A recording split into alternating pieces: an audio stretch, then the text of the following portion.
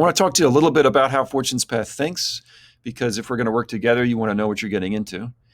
These are the 5 questions we believe you need to answer to be able to create a product people will love. What's the problem? Who feels the pain? What are they doing about the pain now? What's your proposed solution? And why is your solution better than what they're doing now? You need to answer all these questions with a high degree of authority. So, authority is how well you know something. And a lot of the times in business, we'll think we know something maybe because it's established science, or perhaps we've read about this in a journal, or we've seen something on the internet. Maybe we've just talked to friends or to investors, or we've talked to other to customers, or perhaps we've had a brainstorm while standing on the beach. And each of these things has a different degree of authority about how well you can actually say something is true. Knowing something is true, being able to say it with a high degree of authority is critical to your being the right application of your resources into success.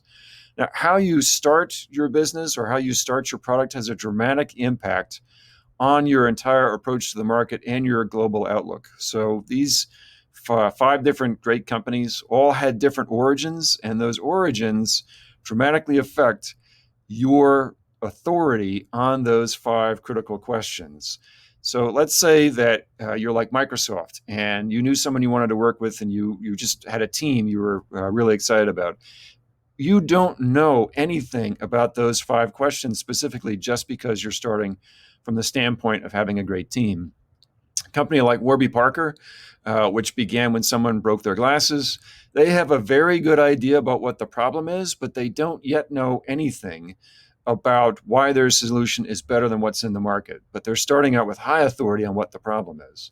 The objective of product management and the work that Fortune's Path does is to enable you to answer all 5 of those questions with a high degree of authority. So why is that so important? Well, let's take a look at an example from history. The beginning of any endeavor is super important. So here's Columbus talking to his initial investors. That's Ferdinand and Isabella there on the throne.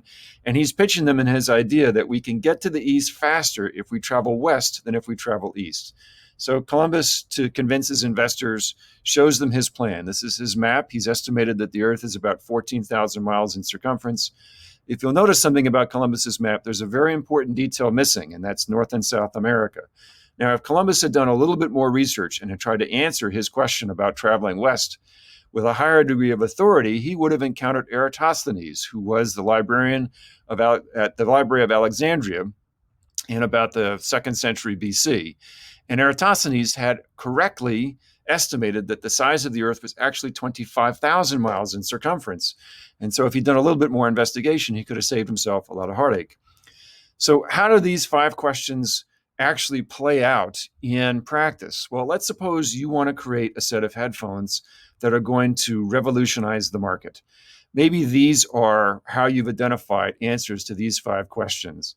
And so if you're looking at the answers to what's your proposed solution, that's the set of features that your new product needs to meet in order to be able to satisfy the acceptance criteria of when you know you're going to be done and why you know your product is going to be better than other products out in the market.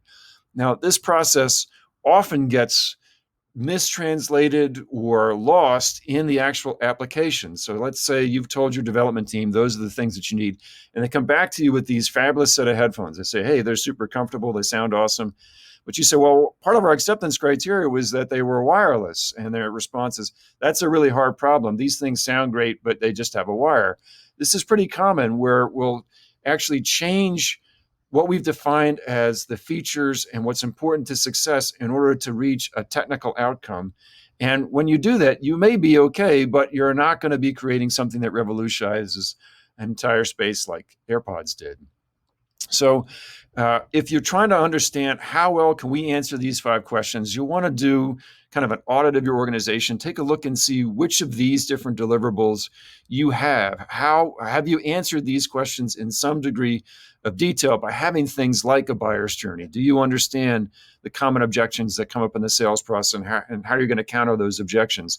Have you thought about your users in a way where not where you've drawn pictures of them as a persona, but you just have a sense of who that person, who your buyer is, who your user is, who the influencers are, How well are those people known and defined in your organization? And are you thinking about them in the development of your products and your software? So enough about me. How about you? What are the things that you need to get done next? What's important in your journey towards being able to get more of what you want by helping others and being able to use virtue to grow rich? Reach out to us at Fortune's Path, and we'd love to have a conversation with you.